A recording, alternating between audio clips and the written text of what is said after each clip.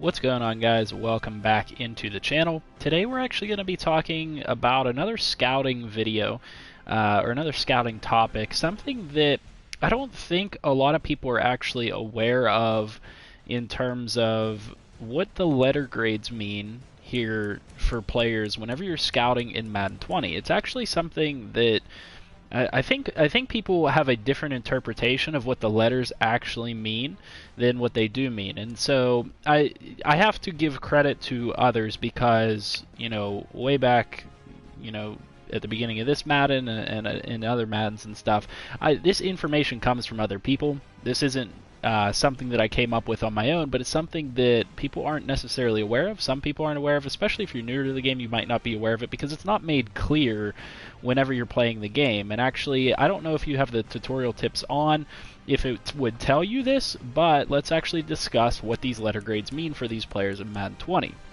So first things first is, obviously you guys, you can interpret the A's, the B's, the C's in whichever way that you want, but it's pretty clear that the A's are good, the B's are pretty good, and the C's, are average. That's kind of how to interpret the player grades for the most part. But the real meaning of these grades is actually a comparison between players within the draft class. And so in the past, it has been where like a certain letter grade would mean a certain overall, but this year in Madden, from the research that I have done and from information that I've gathered from other people, it is pretty clear that the letter grades are actually a comparison between the players in the draft class. And so just because you have a player that has A- in a certain category does not mean that they're going to have like 90 plus of whatever that stat is. Now, there is generally a pretty consistent correlation between those things, but we have seen multiple times on multiple occasions in our franchises where a player might have, an A grade in a specific category, and then it turns out that that grade is much lower than we thought it would be. And so the reason for that is the actual true meaning of these grades, and that is that it's a comparison between players. And so whenever you look, for example, at all quarterbacks, or let me find a position that I've actually scouted a bunch of players at. When I look at all tight ends here, for example, or maybe I look at all left tackles, what this is showing me is a comparison between these offensive tackles. And so if I have a player that has an A grade, that just means that he basically has the best grade at that position, or has the best grade of somebody in the draft class. So essentially, the easiest way I can explain this, imagine if every single person in this draft class had 60 pass block finesse. Then that would mean that this B plus pass block finesse for Timmy Jennings would be somewhere in the 60s. It doesn't guarantee that he has like 80 plus pass block finesse.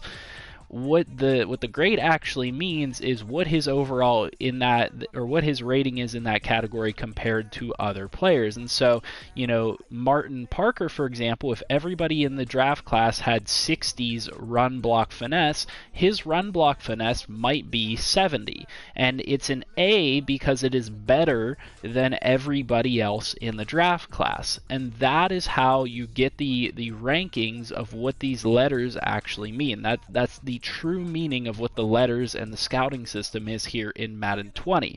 Unless they've changed something from the research that I've seen, that's what the actual grades mean. So don't interpret the A as an automatic 90 in a certain category, because it's not always going to be the case. And I see that happen a lot with like quarterbacks and stuff like that, or maybe wide receivers, or whatever the important stat is at a position. A good example of that is with quarterbacks. A lot of times you'll see a bunch of quarterbacks that have A or A plus throw power, but then you draft one and it turns out that their throw power really isn't that good. And the reason for that is that the overall throw power of the class really wasn't that good.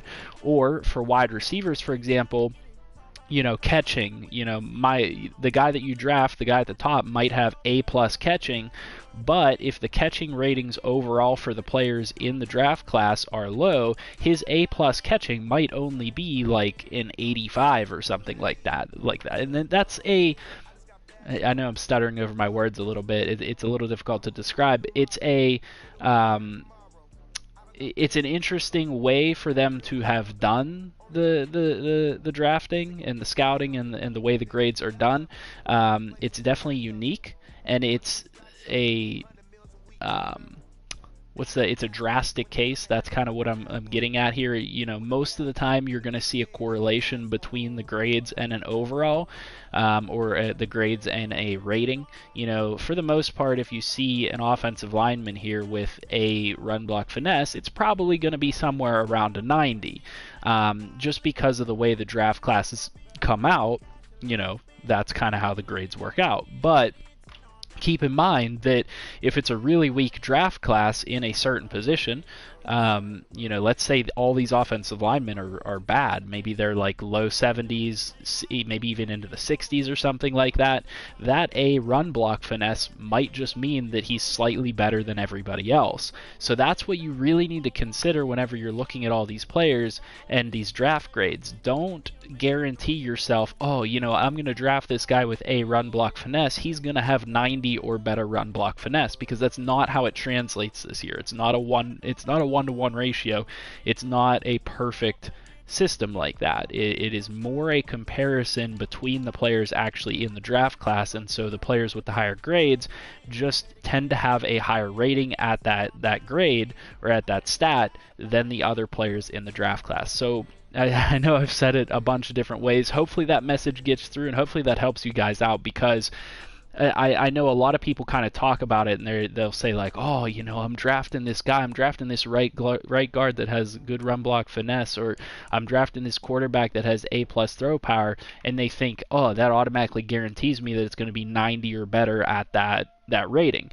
No, it just means that he's going to have the best rating out of anybody at that position or in the draft class. So definitely consider the fact that these grades are a comparison between players and not linked to a specific rating number. Like I said, hopefully that helps you guys out in some way. Some information that I think that would be helpful to people that isn't widely recognized in some of the community.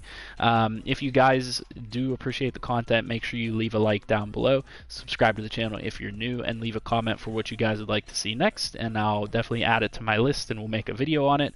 I'll see you guys in the next one. I hope you guys have a great night.